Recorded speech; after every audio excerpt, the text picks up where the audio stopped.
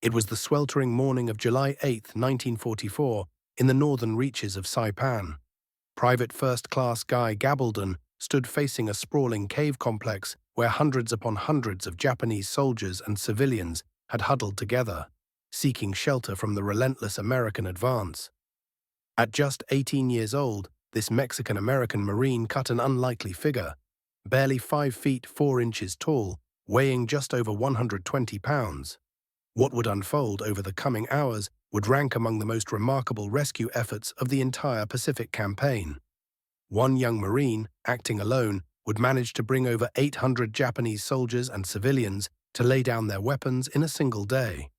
By war's end, his extraordinary efforts would result in the surrender of roughly 1,500 enemy personnel, men, women, and children who had been conditioned to believe that surrender meant torture and death.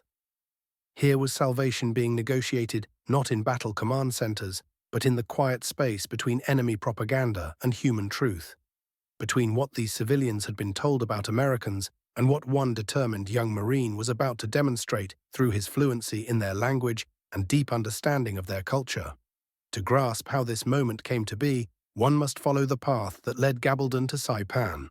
His journey began 5,400 miles away in the Boyle Heights neighborhood of East Los Angeles. Born on March 22, 1926, he was one of 7 children in a Mexican-American family, weathering the harsh years of the Great Depression. Everything changed when he was 12 years old. A Japanese-American family named Nakano invited him into their home. He became part of their household, not formally adopted, but embraced as family nonetheless. Day after day, he ate their food, spoke their language around the dinner table, absorbed not merely Japanese words, but the very essence of their culture. He learned about honor, about family loyalty, about the delicate social courtesies that governed how Japanese people interacted with one another. Then came December 7, 1941, and everything shattered. Within 4 months, Executive Order 9066 tore through Japanese-American communities across the nation. The Nakano family, along with 120,000 other Japanese Americans, were forcibly removed from their homes and sent to internment camps. The Nakanos found themselves confined at Heart Mountain in Wyoming, joining over 14,000 other Japanese Americans imprisoned there between 1942 and 1945. Young Gabaldon watched helplessly as the family that had raised him was ripped away. At 17, he made a decision that burned with double meaning. He enlisted in the Marine Corps. Part of it was patriotism, yes, but there was something else driving him too. He possessed a skill that few young Marines possessed. He could speak Japanese. It was not perfect, textbook Japanese learned from grammar lessons and vocabulary drills. Instead, it was the conversational living language picked up around a family dinner table, learned through daily interaction and genuine relationships. By March 1944, Private Gabaldon received his assignment to Headquarters and Service Company of the 2nd Marines, 2nd Marine Division. His role was Scout and Observer, a position designed specifically to make use of his language abilities. His unit was preparing for Operation Forager, the invasion of the Mariana Islands, where approximately 30,000 Japanese troops were positioned alongside countless Japanese civilians who waited on Saipan. Military intelligence painted a nightmarish picture of what lay ahead. Japanese military commanders had distributed hand grenades to families and trained children to rush toward American soldiers. Military propaganda machines worked overtime, spreading the message that captured Marines were criminals recruited from prisons, that Americans would inflict unspeakable torture on anyone who fell into their hands. The propaganda went further still. Americans were portrayed as demons, creatures who would rape women and feast on children. The psychological stage was being set for catastrophic civilian casualties. On June 15, 1944, Gabaldon waded ashore at Saipan with the invasion force. The battle would rage until July 9th, with American forces gradually pressing Japanese military units and terrified civilians steadily northward across the island. What separated Gabaldon from other Marines was not his combat skills, but something far more unconventional.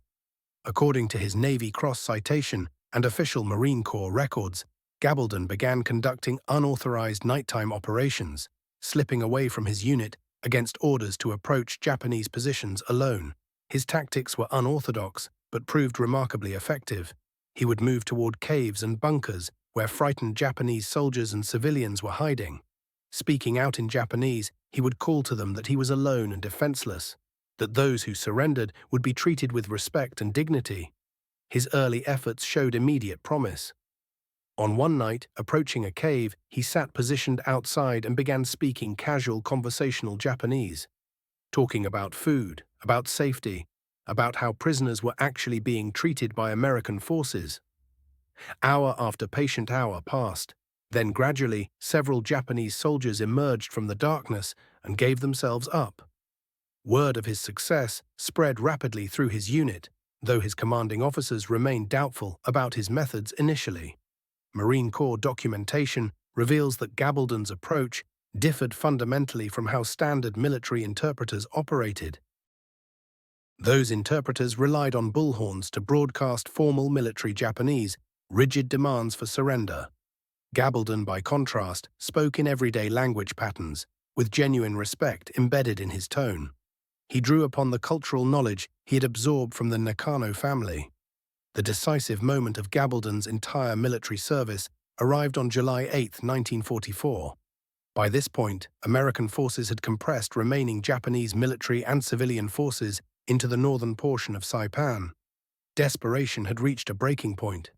Tragic mass suicides had already begun at locations that would earn grim names. Suicide Cliff and Banzai Cliff, where hundreds of Japanese civilians, convinced that capture inevitably meant torture and worse, threw themselves and their children into the sea below. According to the National Museum of the Marine Corps and Gabaldon's Navy Cross citation, on that fateful day, he approached a massive concentration of Japanese sheltering in caves and bunker systems. The exact location and the specific conversations remain undocumented in primary sources, yet the outcome has been officially verified. Gabaldon returned to American lines with 807 prisoners, a mixture of military personnel and civilians. This single day's achievement represents one of the largest surrenders to an individual soldier in American military history. Marine Corps intelligence officers, including Colonel Walter Lyer, Colonel John Schwaber, and Major James High, would later verify these numbers during a 1957 appearance on the television program This Is Your Life. The extraordinary scope of Gabaldon's accomplishments generated both recognition and considerable skepticism. On July 15, 1944, just days after the mass surrender, Captain John Schwaber recommended him for the Medal of Honor.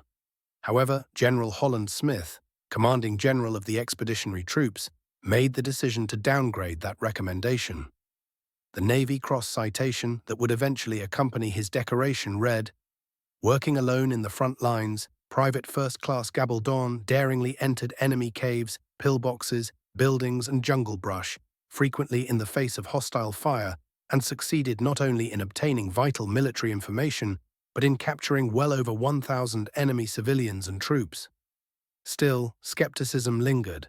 Lieutenant Robert B. Sheeks, a Marine Japanese language officer who served on Saipan, later cast doubt on certain aspects of Gabaldon's claims, describing him as someone who never missed an opportunity for self-promotion. Such criticism underscores the challenge inherent in verifying the exact details of Gabaldon's actions. Operations that typically occurred under cover of darkness, conducted in solitude, witnessed by no one but the Japanese who emerged to surrender. To properly evaluate Gabaldon's achievements, one must situate them within the brutal context of the overall Saipan battle. The island witnessed some of the Pacific War's fiercest fighting, with over 3,000 American service members killed and virtually the entire Japanese garrison of 30,000 soldiers eliminated. The civilian toll proved even more devastating. Approximately 22,000 Japanese civilians perished, a staggering number dying by their own hands. The mass civilian suicides that swept across Saipan horrified the American forces witnessing them. Mothers hurled their children from cliff faces before leaping themselves. Entire families detonated grenades together in a final act of defiance and despair. Japanese military propaganda had successfully convinced civilians that American soldiers would torture captives, violate women, and commit acts of cannibalism. Within this nightmarish context, Gabaldon's ability to persuade any Japanese person to surrender seemed almost impossible. His triumphs suggest that cultural knowledge and linguistic fluency possessed the power to override even the most virulent propaganda. Each person he convinced to surrender represented a life preserved, a Japanese soldier or civilian who would survive the war because one Marine chose dialogue over violence. During the later stages of the Saipan campaign, Gabaldon sustained wounds from machine gun fire while conducting one of his solo missions. His Navy Cross citation acknowledges these injuries but provides no specific date or location. Despite his wounds, he persisted with his operations until medical personnel finally evacuated him for treatment. Following his recovery, he returned to active duty and participated in subsequent Pacific operations, though none would ever match the scale of what he accomplished on Saipan. Official records list his total captures for the entire war as well exceeding 1,000 enemy soldiers and civilians, with most sources citing approximately 1,500 total. Initially, Gabaldon received the Silver Star for his Saipan actions. This decoration was eventually upgraded to the Navy Cross on November 23, 1960, making it the highest honor bestowed upon a Marine of Mexican descent throughout World War II. The Navy Cross ranks as the Navy and Marine Corps' second highest decoration for valor, surpassed only by the Medal of Honor. Multiple efforts have sought to elevate Gabaldon's Navy Cross to Medal of Honor status. Los Angeles Mayor Antonio Villaraigosa, the Hispanic Medal of Honor Society, and various congressional representatives have championed these campaigns. Each has been rejected, officially due to time restrictions on reconsidering military decorations, though some observers suspect reluctance to acknowledge unconventional warfare tactics. The debate extends beyond medals themselves. Some historians question whether a single individual could genuinely achieve such numbers. Others contend that Gabaldon's methods, operating alone at night without any witnesses, make independent verification nearly impossible. Yet Marine Corps intelligence officers did formally verify his achievements, and his Navy Cross citation represents official military recognition of what he accomplished. In 1960, Hollywood released Hell to Eternity, a film purportedly based on Gabaldon's story. The production starred Jeffrey Hunter, a 6-foot-tall, blue-eyed actor in the lead role, effectively erasing any visible trace of Gabaldon's Mexican-American heritage. The movie transformed his patient, careful negotiations into conventional action hero dramatics, reducing his cultural comprehension to American bravado and swagger. Gabaldon himself expressed disappointment with the film, which took substantial liberties with the actual events of his life. The Hollywood version prioritized combat over communication, emphasized violence rather than patience, transforming a narrative about bridging cultures into a standard military action picture. The film's distortions would significantly shape public understanding of Gabaldon's true achievements for many decades to follow. In 1990, Gabaldon published his autobiography, initially titled Saipan, Suicide Island, later reissued as America Betrayed. The book presents his personal account of his wartime experiences, though historians appropriately note that memoirs written decades after events must be evaluated thoughtfully for accuracy and objectivity. Throughout his narrative, Gabaldon emphasized that his success stemmed from regarding Japanese soldiers and civilians as human beings rather than dehumanized enemies, from genuinely comprehending their culture rather than merely reciting their vocabulary, from exercising patience rather than employing force. He detailed sitting for hours outside caves, speaking about food and family and safety until fear gradually dissolved into trust.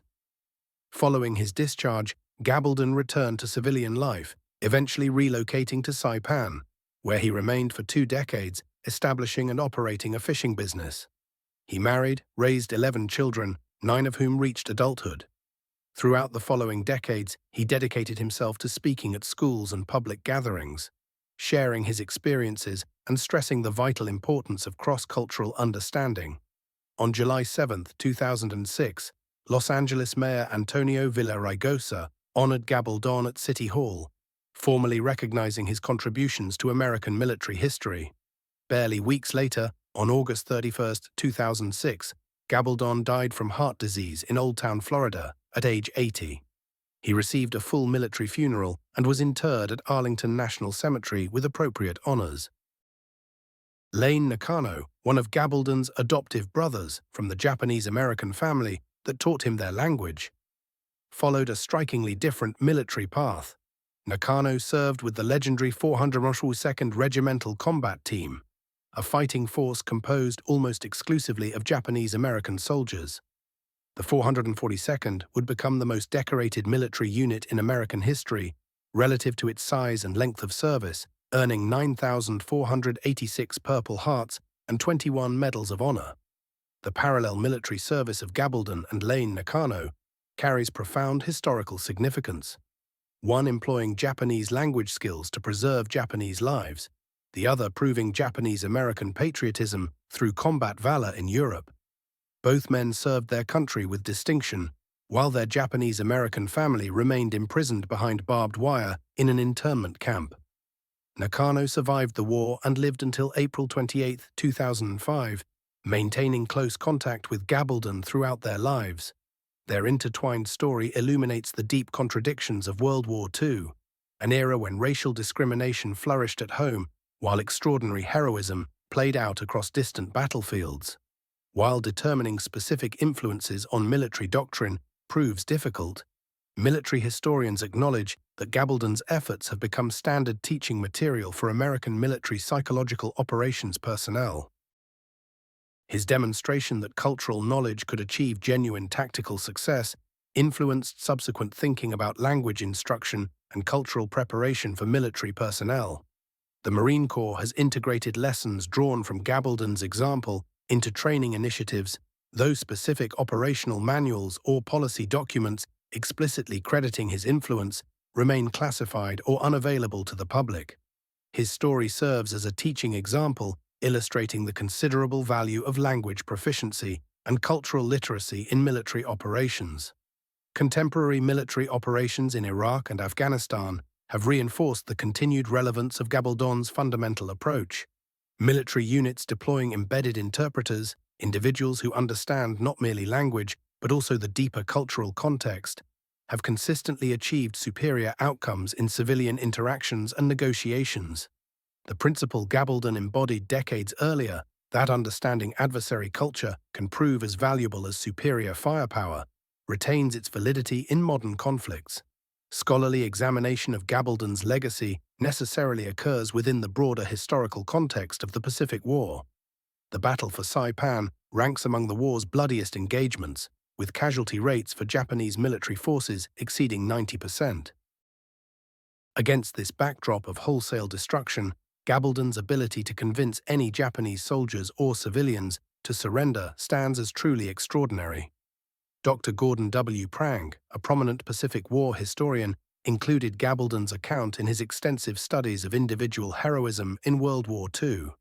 While acknowledging the inherent difficulty in independently verifying specific details of Gabaldon's accounts, Prang recognized that the Marine Corps' official recognition through the Navy Cross validates the essential truthfulness of his major accomplishments. The central challenge in assessing Gabaldon's enduring legacy involves distinguishing documented facts from later embellishments or exaggerations. His core achievement, capturing approximately 1,500 Japanese soldiers and civilians through persuasion rather than force, remains documented in official military records. The precise mechanics of how he accomplished this feat remain considerably less clear. Yet the documented statistics of his service speak powerfully on their own. Verified captures numbered well over 1,000, according to his Navy Cross citation, approximately 1,500 according to Marine Corps Museum documentation. His single-day record stands at 807 prisoners captured on July 8, 1944, verified by Marine Corps records. He served throughout the Saipan campaign from June 15 through July 9, 1944. He sustained wounds from machine gun fire during late campaign operations. He held the rank of Private First Class, promoted during his service. His primary military decoration was the Navy Cross, awarded November 23, 1960. He also received the Silver Star, later upgraded to the Navy Cross, and Purple Heart decorations for wounds received in combat. These statistics, impressive as they are numerically, merely hint at the profound human dimension of Gabaldon's achievements. Each capture represented a life preserved, a Japanese soldier or civilian who walked away from Saipan alive because one young Marine chose persuasion over violence. Gabaldon's success demonstrates psychological operation principles now recognized and taught throughout military institutions. His approach incorporated several key strategic elements.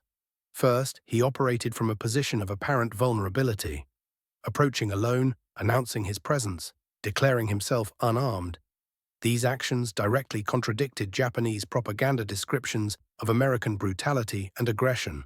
His small stature, 5 feet 4 inches and 123 pounds, appeared less physically menacing than the demonic Americans described in wartime propaganda. Second, he employed familiar language patterns, not the formal, rigid Japanese of military communications and command structures, but the conversational Japanese of everyday domestic life. This casual familiarity suggested genuine cultural knowledge rather than learning from military phrasebooks. Third, he demonstrated extraordinary patience. Military records indicate he would position himself outside caves and speak continuously for hours at a time, allowing fear to gradually subside and reason to return. Such patience contradicted the aggressive, impatient American stereotype promoted relentlessly through Japanese propaganda. Fourth, he offered dignity within the context of surrender. Rather than demanding unconditional capitulation, he reframed surrender as a means of protecting families, of ensuring survival so that people could contribute to Japan's future reconstruction. This reframing created psychological space for surrender while preserving some measure of honor. Understanding Gabaldon's achievement fully requires grasping the intensity and pervasiveness of Japanese propaganda on Saipan. Military authorities had embedded in civilian consciousness a horrifying narrative about Americans. They taught that every captured man would face torture, that every woman faced rape, that Americans hunted and consumed children. Propaganda literally depicted Americans as cannibals who would desecrate Japanese bodies and destroy Japanese culture itself. Military police reinforced this messaging by forcibly driving civilians toward cliff edges. Officers distributed grenades to families and constantly repeated that death represented the only honorable alternative to capture. Suicide came to be framed as martyrdom for the emperor, as the ultimate patriotic act. Against this wall of psychological conditioning, Gabaldon's success in persuading anyone to surrender seemed nearly miraculous. Against the barrage of relentless propaganda that Japanese civilians and soldiers had absorbed, Gabaldon's repeated success in convincing people to lay down their weapons and surrender seemed almost miraculous. Yet he accomplished this feat time and again by methodically proving that everything they'd been told about Americans was fundamentally false. His very presence worked as a living contradiction to the narrative they'd received. Here stood a young Marine, slight in build, speaking fluent Japanese, approaching without weapons or backup. Nothing about this matched the horrifying image of American savagery that propaganda had burned into their minds. Gabaldon's wartime experience yields insights that remain profoundly relevant in today's world. When civilian populations find themselves trapped between opposing forces, the ability to understand and bridge cultural divides can prevent loss of life far more effectively than any weapon. His methods point towards several enduring principles that military forces continue to grapple with. Speaking another language becomes truly effective only when paired with genuine cultural understanding. Real transformation happens through individual action and initiative, sometimes achieving what massive military campaigns cannot. And patience combined with genuine respect can penetrate even the most deeply ingrained propaganda. Viewing those you oppose today as potential partners tomorrow can open doors that would otherwise remain sealed. Operations involving small units or single individuals can sometimes succeed where conventional large-scale military efforts fail. Military strategists have attempted to apply these lessons with mixed results in recent conflicts. In Iraq and Afghanistan, military units that prioritized cultural education and language training saw measurably better interactions with local populations. Yet despite these lessons, the military has never systematically adopted Gabaldon's approach. Institutional doctrine still emphasizes force protection and conventional operations over the patient. Culturally sensitive methods he pioneered. The challenge of verifying Gabaldon's story has always shadowed his legacy. Some observers, including Lieutenant Robert B. Sheik, have questioned whether Gabaldon might have inflated his accomplishments for personal gain. Because he operated alone under cover of darkness, without witnesses present, confirming the exact details of his actions remains virtually impossible. Nevertheless, substantial evidence supports the fundamental truth of what he achieved. The military establishment formally recognized him through official honors. His Navy Cross citation provides written military acknowledgement of his extraordinary heroism during combat operations. Intelligence verification added credibility beyond military documents alone. In 1957, 3 Marine intelligence officers stepped forward publicly to confirm the accuracy of his prisoner capture figures. Written records from that period survive intact.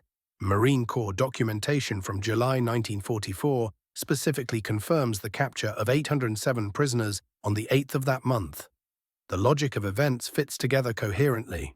His Japanese language abilities are well documented, as is the historical fact that many Japanese soldiers on the island did choose to surrender despite intense propaganda. While we cannot independently verify every detail of individual operations, the overall picture of his accomplishment holds up to scrutiny. Through persuasion and respectful dialogue, Gabaldon convinced substantial numbers of Japanese personnel to surrender peacefully rather than fight. This achievement appears in official military records and earned recognition through one of America's most prestigious military decorations. Beyond mere military accomplishment, Gabaldon's story illuminates something far deeper. His life demonstrates what becomes possible when someone genuinely builds bridges across cultural barriers in conditions of extreme conflict. His fluency in Japanese represented far more than simple language skill. It encompassed cultural fluency as well. He grasped the intricacies of honor, family obligation, and shame within Japanese worldview. Rather than simply demanding surrender in Japanese, he communicated in ways that acknowledged and respected how Japanese soldiers and civilians understood their circumstances. This came directly from his singular background. Born into a Mexican-American family but raised partially within a Japanese-American household, he possessed lived experience spanning multiple cultures. Rather than limiting his capabilities, this multicultural foundation became his greatest strength in military service. He navigated between different worldviews with an intuitive ease that formally trained military interpreters seldom achieved. His story fundamentally challenges how conventional military thinking prioritizes technological superiority and firepower above all else. During the battle for the island, a single teenager armed with language ability accomplished more in preventing deaths than entire battalions equipped with vastly superior weapons. His achievements suggest that military organizations embracing America's racial and ethnic diversity gain advantages that go far beyond conventional military measurements. Gabaldon left a legacy extending well beyond his specific wartime actions. He showed the world what becomes possible when someone combines individual determination, genuine cultural knowledge, and moral bravery in pursuit of seemingly impossible goals. His life offers multiple lessons worth remembering. First comes the recognition that diversity itself strengthens military organizations. Gabaldon's Mexican-American heritage, combined with his Japanese cultural knowledge, opened possibilities that narrow military specialization could never have created. Contemporary military forces benefit similarly when they genuinely embrace racial and cultural diversity. Second, methods that break from standard military procedure can accomplish what conventional approaches cannot. Though he violated established military protocol by operating independently without authorization, his results far surpassed what traditional military operations achieved. Adaptability and willingness to try unconventional solutions remain vital to military effectiveness. Third, extending human recognition and dignity to those designated as enemies can create unexpected possibilities. Gabaldon's approach of treating Japanese soldiers and civilians with respect and genuine concern opened pathways that hostile, aggressive tactics would have permanently shut down. Fourth, the decisions made by individual soldiers can possess far-reaching strategic consequences. One Marine's choices and courage prevented roughly 1,500 deaths and demonstrated visibly that American forces possessed the capacity for compassion even amid the most savage combat. This message rippled far beyond the island's shores, potentially reshaping how Japanese people understood Americans and American intentions. While honoring Gabaldon's achievements, truthfulness demands acknowledging genuine complications and unresolved questions. Certain specific claims about particular operations remain unverified by completely independent sources. Accounts he wrote down years after the war may well include exaggerations that crept in across the decades. The absence of witnesses to so many of his operations makes establishing certainty very difficult. His efforts to promote his own story and achievements after returning home may have undermined his credibility with some observers. We still cannot definitively document exactly how much his approach influenced official military thinking and doctrine. These uncertainties do not erase what he accomplished, but they do remind us that historical figures remain complex people whose stories often gain dramatic embellishment as time passes.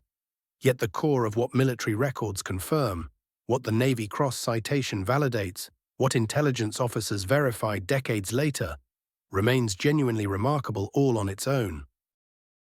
Gabaldon's legacy takes on additional weight when set against the staggering human cost of the island campaign. Of the roughly 30,000 military personnel defending the island, barely 1,000 survived. Among approximately 22,000 civilians on the island, thousands perished through suicide. American casualties reached over 3,000 killed and more than 10,000 wounded. Each person Gabaldon convinced to lay down weapons represented one person subtracted from this mountain of death. His capture of roughly 1,500 represents 1,500 lives that continued rather than ended. 1,500 people who eventually reunited with families instead of becoming names on casualty lists, 1,500 individuals who participated in rebuilding their nation afterward, rather than becoming statistics in war. This transcends any military accounting. Each capture meant a real human being, someone's beloved son or husband or father or brother. Every civilian saved meant a family staying intact. Children grew up with their parents. Communities preserved their members. The consequences of lives preserved rippled through subsequent generations in ways impossible to fully count. Following the war, Gabaldon pursued several different paths. He worked in a civilian capacity as an interpreter during the post-war occupation of Japan. He subsequently relocated to the island where he had achieved his greatest fame, residing there for 2 decades while operating a fishing business and maintaining deep personal connections to the place that had shaped his destiny. His decision to make his home there suggests powerful attachment, both to the location itself and possibly to the people whose lives he had touched. While documented records do not provide specific accounts of reunions with individuals he had saved, his 2-decade residence on the island demonstrates sustained engagement with its history and population. Throughout his later years, Gabaldon actively worked to increase recognition of Hispanic contributions to American military history. He appeared at schools and community events, veteran gatherings and public forums, recounting his experiences while emphasizing the transformative power of cultural bridge building and the potential of individual action. Through his public advocacy, he helped achieve broader acknowledgement of the vital role Hispanic Americans have played in American military achievements. His final resting place at Arlington National Cemetery represents the military's formal recognition of his extraordinary service and contributions. Arlington maintains extremely rigorous standards for who qualifies for burial there, making his interment a powerful statement about the institutional validation of his legacy. His burial location has become a destination for people studying Hispanic military achievements and the history of unconventional warfare tactics. Multiple organizations have worked to preserve and honor Gabaldon's memory over the years. Hispanic veteran organizations frequently cite him as an exemplar of Latino military achievement and excellence. Military units specializing in psychological operations study his specific techniques and methods. Educational programs focused on language training regularly reference his story to demonstrate the concrete tactical advantages that flow from cultural knowledge. Surprisingly, unlike many celebrated war figures, Gabaldon never received a major public memorial. never had a naval vessel christened in his name, never had a permanent museum dedicated to his story. Outside specialized military history circles, relatively few people know his name. This lack of widespread fame may stem from institutional discomfort with unconventional warfare approaches, or perhaps lingering doubt about whether his achievements merit the accolades he received. In our current era of irregular warfare, cultural struggles, and efforts to minimize civilian harm, Gabaldon's approach offers valuable lessons urgently needed. Conflicts across Iraq, Afghanistan, Syria, and elsewhere have repeatedly demonstrated that military victory requires far more than superior weapons and firepower. Comprehending the cultures involved, developing relationships of trust with civilian populations, and offering alternatives to violence have proven consistently crucial. Modern counterinsurgency theory now emphasizes many of the principles Gabaldon intuitively understood and applied. These include language capability, grounding in cultural knowledge, commitment to patient dialogue, and the strategic value of viewing potential adversaries as potential future partners. His achievements on the island foreshadowed contemporary approaches to warfare that prioritize the needs and concerns of civilian populations. Paradoxically, military institutions continue struggling to turn these insights into systematic practice. Language programs remain underfunded. Cultural preparation stays superficial, and standard military operations involving direct force continue taking priority over patient, respectful engagement with populations. Gabaldon's example points toward possibilities that military organizations have not yet learned to fully implement. Central to how Gabaldon succeeded was his sophisticated comprehension of how Japanese culture understood honor. Rather than demanding surrender that would strip away all dignity and self-respect, he offered surrender as an honorable choice. He explained how laying down weapons could protect families, how it preserved Japanese soldiers for future service to their nation, how choosing life need not mean abandoning personal honor. This nuanced grasp of honor frameworks meant Japanese personnel could stop fighting without experiencing complete psychological devastation. The way he approached honor deserves deeper consideration and study. Military organizations frequently misunderstand how enemy cultures conceive of honor, resulting in preventable deaths. Gabaldon's intuitive ability to work within Japanese concepts of honor rather than against them created pathways toward resolution that more conventional military thinking would have overlooked entirely. His own personal honor demonstrates similar importance. Operating without witnesses or documentation, he possessed every opportunity to fabricate and exaggerate without anyone ever knowing. That military intelligence verified his actual claims points toward fundamental honesty, even if certain details may have grown somewhat in recollection across the decades. Guy Louis Gabaldon departed this world having preserved approximately 1,500 enemy lives through his individual initiative, cultural knowledge, and physical bravery. His Navy Cross citation stands as official military recognition of his extraordinary valor during combat operations. His life proves that warfare's greatest heroes sometimes aren't those responsible for the most deaths, but rather those who prevent the most deaths. A boy from Boyle Heights who absorbed Japanese language and culture within his adoptive family, then became a Marine who wielded that knowledge to prevent massacre on a distant Pacific island. His transformation from street youth to decorated combat hero to lifelong voice for greater recognition represents a distinctly American narrative. A multicultural identity creating unique military capabilities, individual determination, achieving extraordinary results, and sustained commitment to sharing what those experiences taught him. Whatever disputes surround particular details, one fundamental truth endures. Guy Gabaldon prevented enemy deaths through conversation and respect more successfully than perhaps any other single American soldier across the entire history of American warfare. Across a blood-soaked island where death appeared the sole remaining option for Japanese soldiers and civilians alike, one small Marine presented an alternative, life itself, and his audience chose to believe him. When exaggeration and historical myth are set aside, what remains is still extraordinary. A Mexican-American adolescent who learned Japanese language and culture from his adoptive family deployed those skills to preserve approximately 1,500 enemy lives. Military archives document his large-scale capture of 807 prisoners, specifically on the 8th of July, 1944. His Navy Cross decoration represents official verification of his overall wartime achievements. These documented facts alone establish Gabaldon among World War II's most unusual heroes. Not a typical warrior focused on maximizing enemy casualties, but a bridge builder across cultures who rescued enemies from death. Not a physically dominant fighter who won through raw strength, but a slight young man whose power came from understanding and respect.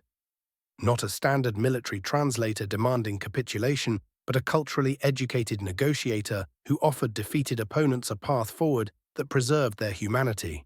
His story teaches us that America's true strength flows not merely from military capability, but from the diversity that generates unexpected possibilities. A Mexican-American youth, raised partly within a Japanese-American family, became distinctly equipped to rescue Japanese lives wearing an American uniform. This multicultural complexity, producing military advantage, illustrates possibilities that narrow conventional thinking commonly overlooks. The Pied Piper of the island earned his nickname not through romantic legend, but through verified historical documentation. Across an island where terror and misinformation pushed thousands towards self-destruction, one Marine's familiar voice speaking in their language offered a different option: continued existence. That roughly 1,500 people embraced his offer, despite everything propaganda had taught them about American cruelty, shows the remarkable power of genuine cultural understanding over the language of violence. Guy Gabaldon demonstrated conclusively that during warfare's most brutal moments, human connection and cultural knowledge can preserve lives that seem arithmetically doomed. His true legacy extends beyond the numerical tally of captures.